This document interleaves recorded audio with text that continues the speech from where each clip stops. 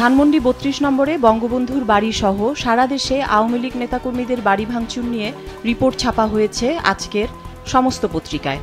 প্রথম আলোর শিরোনাম, বিক্ষোভের পর ভাঙা হলো ৩২ নম্বর। হাসিনার বক্তৃতা নিয়ে ক্ষোভ। নিষিদ্ধ ঘোষিত ছাত্রলীগের ফেসবুক পেজে শেখ হাসিনার বক্তৃতা প্রচারের ঘোষণাকে কেন্দ্র করে ছাত্র জনতার বিক্ষোভ ও ভাঙচুর। খুলনায় শেখ বাড়ি সহ বিভিন্ন স্থানে স্থাপনা ও মুরাল ভাঙচুর। খবরটিতে বলা হয়েছে, স্বৈরশাসক শেখ হাসিনার বক্তৃতা প্রচারের ঘোষণাকে কেন্দ্র করে বিক্ষুব্ধ ছাত্র জনতা গত রাতে ধানমন্ডি ৩২ নম্বরে ব্যাপক বিক্ষোভ করেছে। এক পর্যায়ে শেখ মুজিবুর রহমানের বাড়িতে ভাঙচুর ও অগ্নিসংযোগ করা হয়। রাত ১১টার দিকে একটি ক্রেন এবং পরে একটি এক্সকেভেটর এনে বাড়ি ভাঙা শুরু হয়।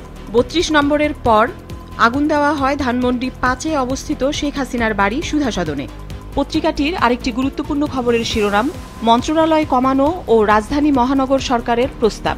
জনপ্রশাসন সংস্কার কমিশন। প্রশাসনের পদগুলো মাঠ প্রশাসনে সীমাবদ্ধ রাখা। সচিবালয়ের জন্য সব সার্ভিসের কর্মকর্তাদের সমন্বয়ে হবে সুপিরিয়র এক্সিকিউটিভ সার্ভিস। আরেকটি খবরের শিরোনাম, জাতীয় নাগরিক কমিটি ও বৈষম্য বিরোধী ছাত্র আন্দোলন। জনমত জরিপ দিয়ে শুরু হলো দল গঠনের প্রক্রিয়া। প্রথম আলোর পেছনের পাতার আরেকটি গুরুত্বপূর্ণ খবর, এবার গ্রীষ্মে ১৪০০ মেগাওয়াট পর্যন্ত লোডশেডিং হতে পারে। সাংবাদিকদের বিদ্যুৎ উপদেষ্টা। এবার গরমের সময় দেশে ৭০০ থেকে ১৪০০ মেগাওয়াট পর্যন্ত লোডশেডিং হতে পারে বলে জানিয়েছেন বিদ্যুৎ, জ্বালানি ও খনিজ সম্পদ উপদেষ্টা মোহাম্মদ ফাউজুল কবির খান।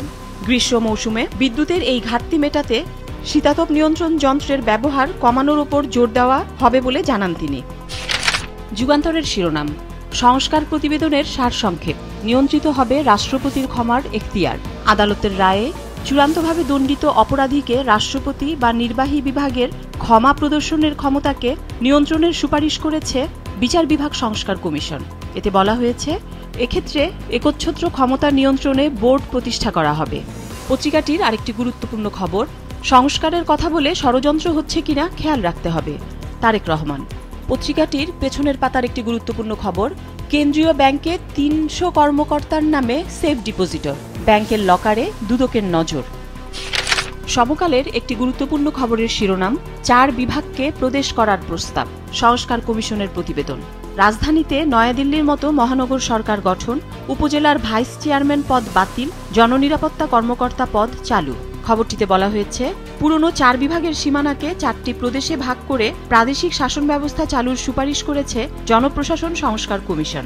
ক্ষমতার প্রত্যর্পণ বিবেচনায় দেশে বিশাল জনসংখ্যার পরিষেবা ব্যবস্থা বিকেন্দ্রীকরণ করার লক্ষ্যে এই প্রস্তাব করেছে তারা।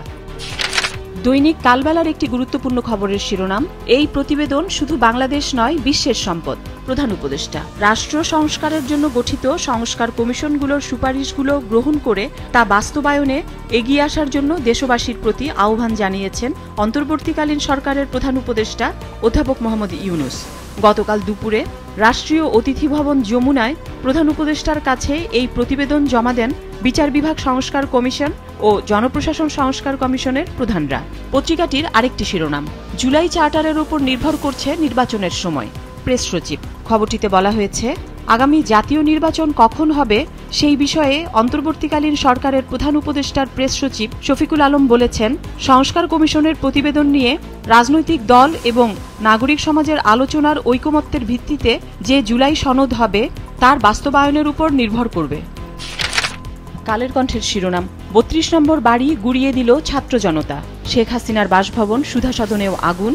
গুড়িয়ে দেওয়া হলো খুলনায় শেখ বাড়ি, বরিশালে সাদিক আবদুল্লাহ ও আমির হোসেন আমুর বাড়ি এবং কুষ্টিয়ায় হানিফের বাড়ি। ভোলায় তোফায়েল আহমেদের বাসায় আগুন। সিলেট ও চট্টগ্রামে শেখ মুজিবের মুরাল ভাঙচুর। রাবিতে ৪ হলের নামফলক পরিবর্তন।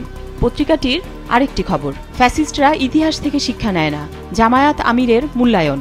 জামায়াতে ইসলামের আমির ডক্টর শফিকুর রহমান বলেছেন, অতীতের ফ্যাসিস্ট ও স্বৈরাচাররা ইতিহাসের করুণ পাঠ করলেও শিক্ষা নেয়নি। তিনি বলেন, অতীতেও এরকম স্বৈরাচার ও ফ্যাসিস্ট যারা ছিল তাদের নাম বিভিন্ন ধর্মগ্রন্থে অঙ্কিত আছে। একই পরিণতি সবাইকে বরণ করতে হয়েছে। দেশ রূপান্তরের শিরোনাম, ভাঙা হলো ধানমন্ডি ৩২ নম্বর বাড়ি। পত্রিকাটির আরেকটি গুরুত্বপূর্ণ খবরের শিরোনাম, সংস্কারের নামে ষড়যন্ত্র হচ্ছে কিনা সজাগ থাকতে হবে, তারেক রহমান বললেন। আরেকটি খবর ছেপেছে পত্রিকাটি, ঢাবিতে প্রাইভেট কার দুর্ঘটনায় আহত সার্জিস।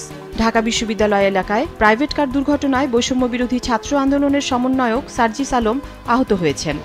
গত রাত 9:30টার দিকে ফুলার রোডে ব্রিটিশ কাউন্সিলের সামনে এই দুর্ঘটনা ঘটে।